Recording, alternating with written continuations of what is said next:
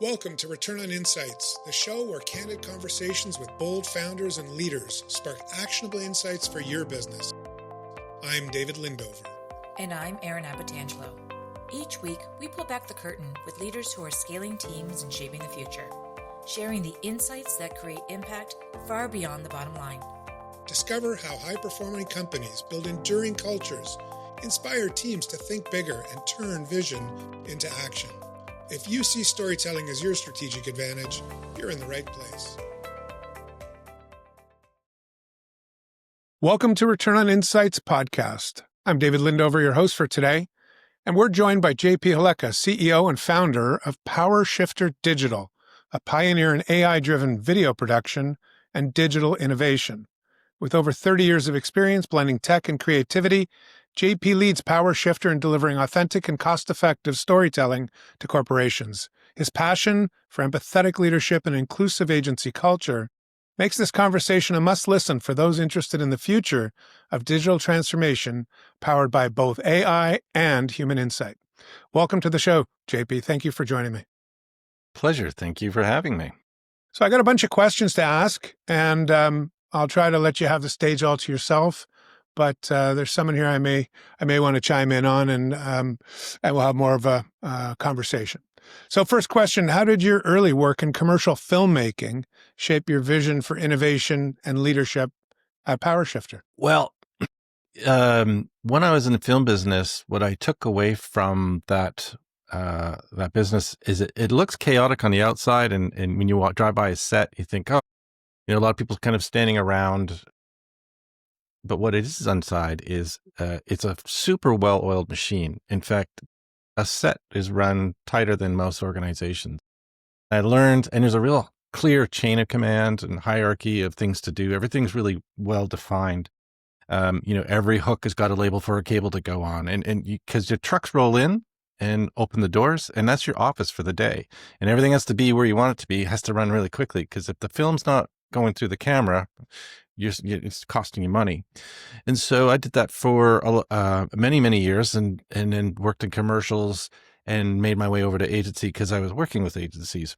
And then when I got into the agency space, I was like, this is chaos. This is like, there's so much lost productivity, burnout, creatives, working too long of hours, and there's no creativity left in the tank.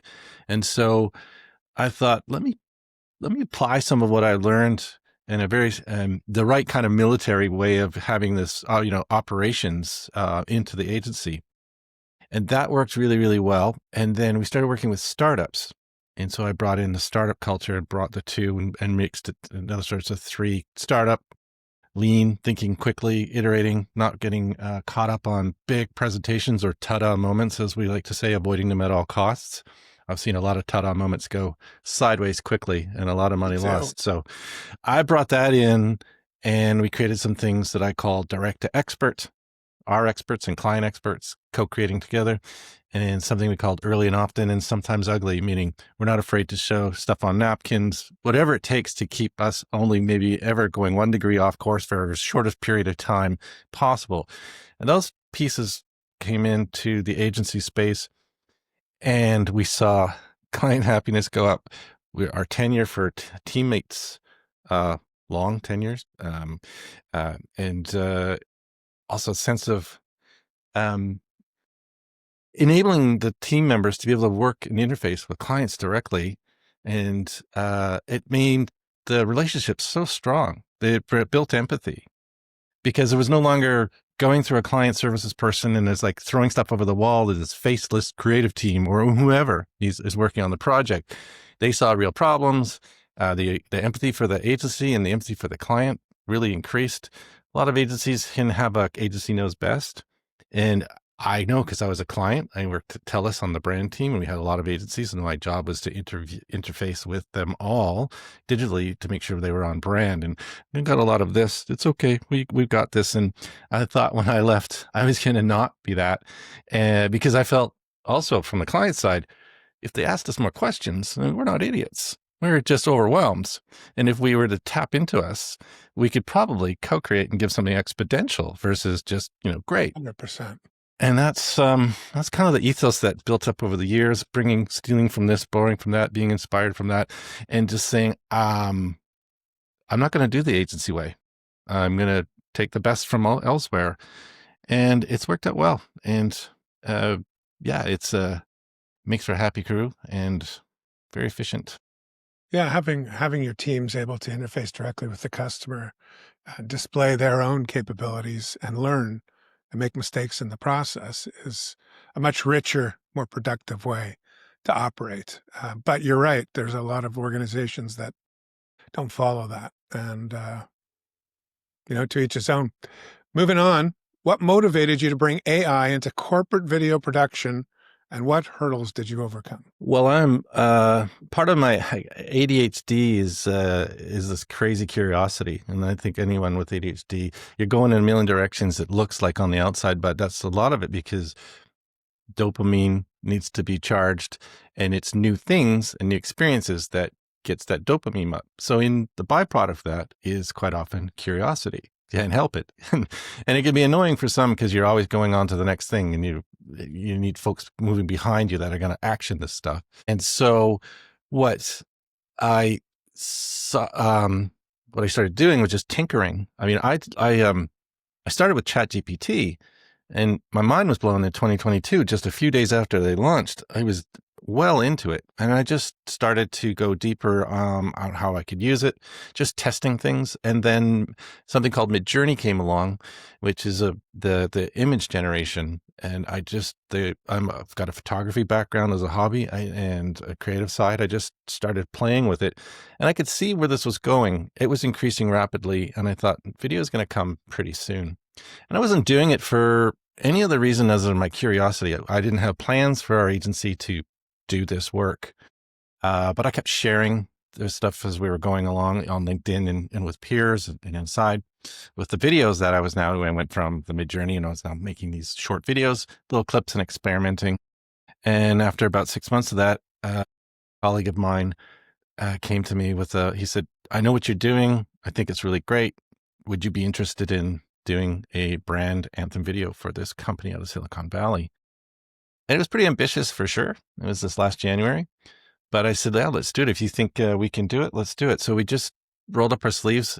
A really good friend of mine I've known since I was in film is a animated series director, very successful.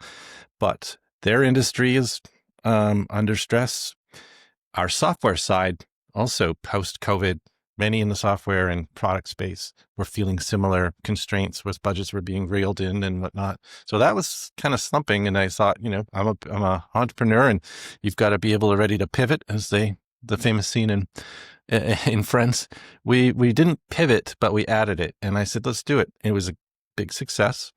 And followed that when we just started to get more in from the same client.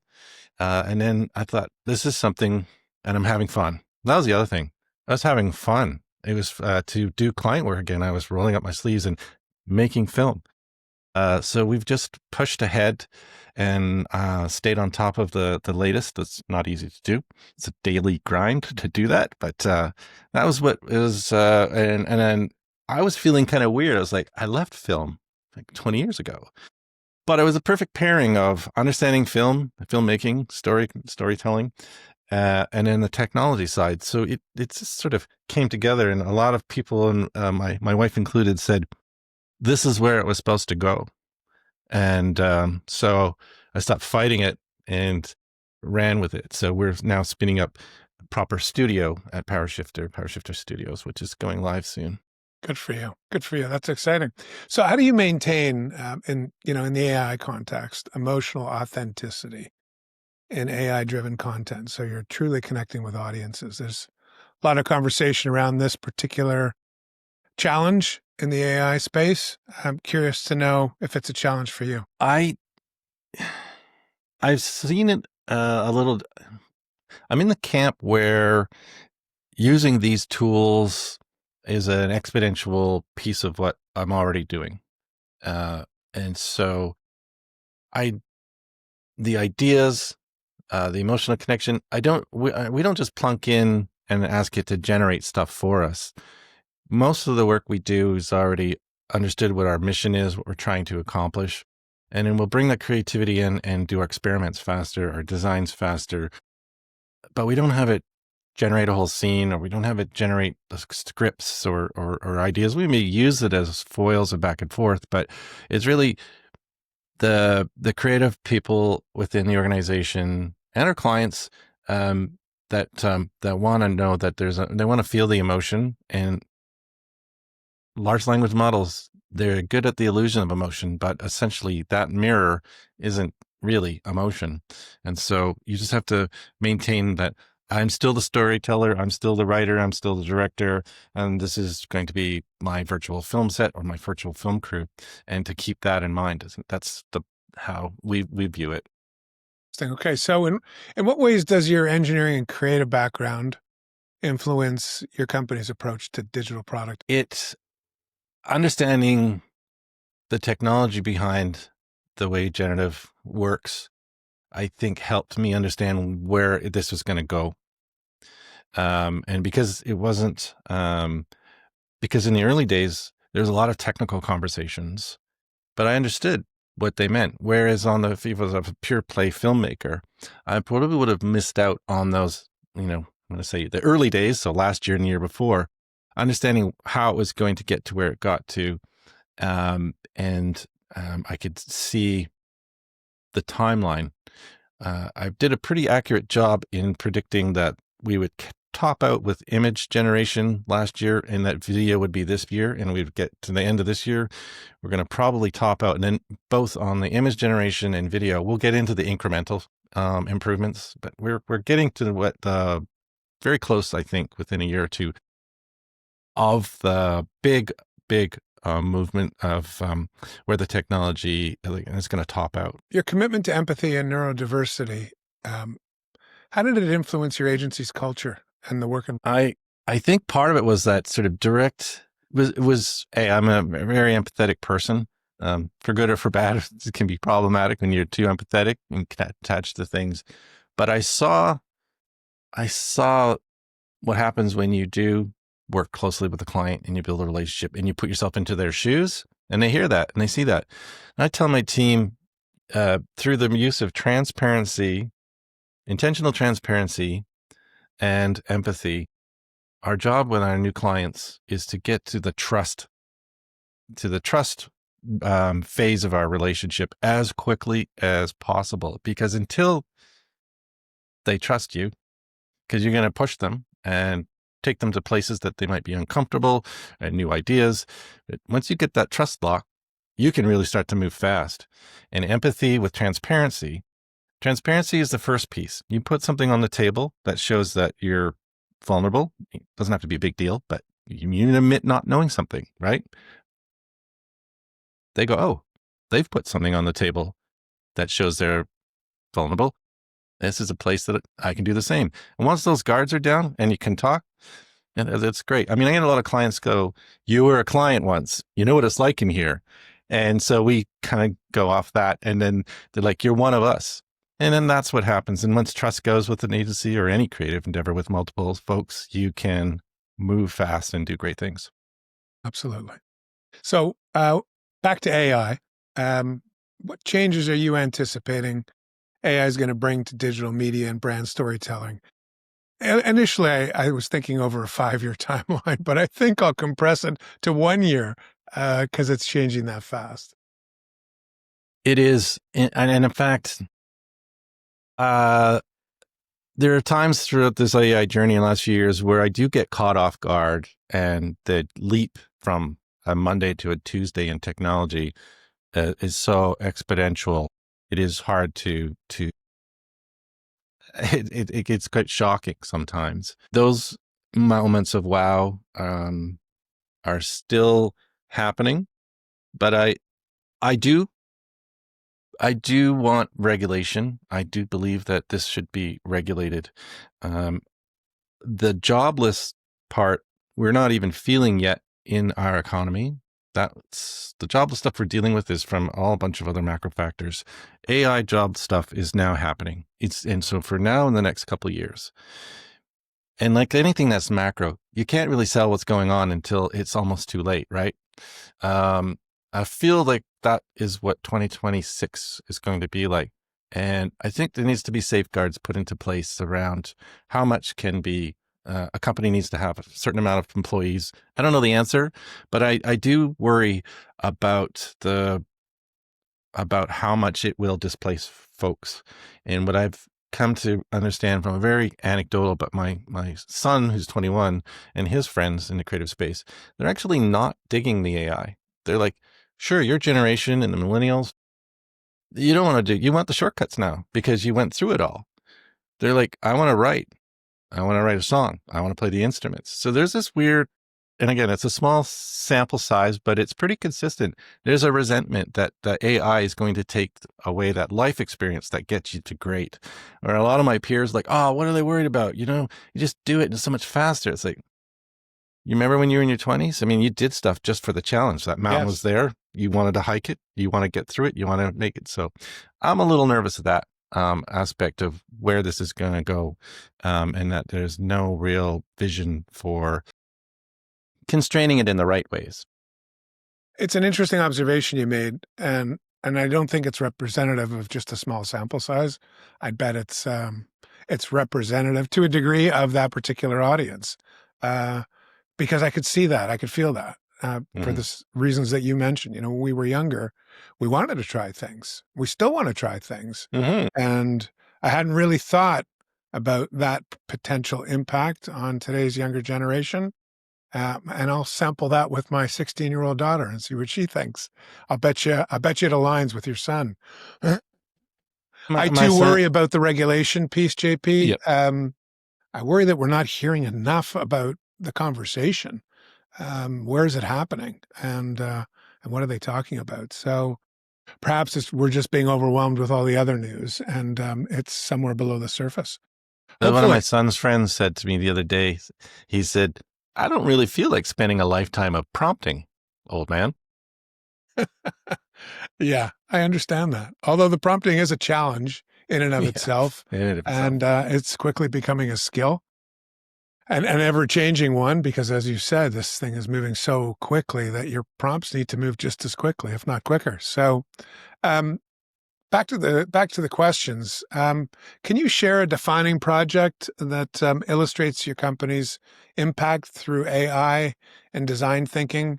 Something that you're super proud of, and for the benefit of our audience, we'll try to make that available when this podcast is published, with a link to that project. Yeah, sure. I'll focus on the studio side. We are doing large language model stuff for some brands, but under our NDA, we can't talk too much about it. But one that was our sort of the catalyst for the studio, which was a project for Celestial AI, AI Silicon Valley startup, already valued at a large number, even though they're not in market yet. But they got a lot of investors, needed to do a rebrand. So they hired an agency. And that agency hired us and said, can we do a brand anthem video? And it needs to take place all over the world with people that are being impacted by AI, and that, and their product makes data centers much more efficient to use much less electricity. So I thought also I liked that, because that's another negative side of AI that I think we're just grasping with now. And I reached out to a friend of mine who hadn't worked on a series in a while, and I said, you want to try it? And so we did everything on this project. Our test was, and we were asked by the client, everything as much as AI as possible, because they're in the space. So we did the voiceover, we did the music, images, and video. I would say 80% were all done with AI. And it was after that project where we looked at each other and said, it's time. This is production ready. We can do this.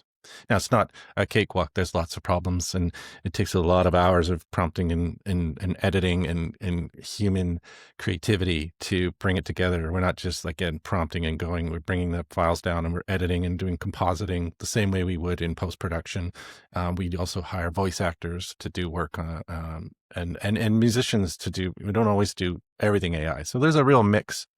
But that one was defining because they said everything needs to be as much AI as possible. It did make me nervous that There's a term called AI slop, which is becoming known, that it was going to be tricky, but that was the one for us, sure. And we're just going live soon with our in the next day or two, so I'll share that link with you. Excellent. Perfect. I'm sure our audience would love to see it.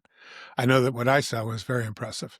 Final question, your advice for businesses that are aiming to adopt AI without losing that genuine customer connection. I think the best way is to think about it as enabling a team to do more, but not fall into the trap of, if they're doing more, because there's this promise that's going on out there. It's like, you can focus on the big stuff, just like the really juicy stuff, get your brain going. The problem is businesses being businesses say, oh, you've got more time. Let me put more stuff on your plate. I think it's important. So if we were to bid something and say normally it would take a week to do for a designer, we're not going to do it in less than a week, as we still need a week to do it. But then we get the menial stuff out of the way. And then I say, you now need to spend that extra time with the human side, doing what you do best and putting your own creativity on it and take it to the next level. Because ultimately, large language models and diffusion models what they give you is the median of everything, whether it's words or whether it's images. And you really have to be able to push it in different ways to get it to be unique and special. Very good advice. JP, thanks so much. Very interesting conversation. I hope to talk to you again soon. My pleasure. Thank you.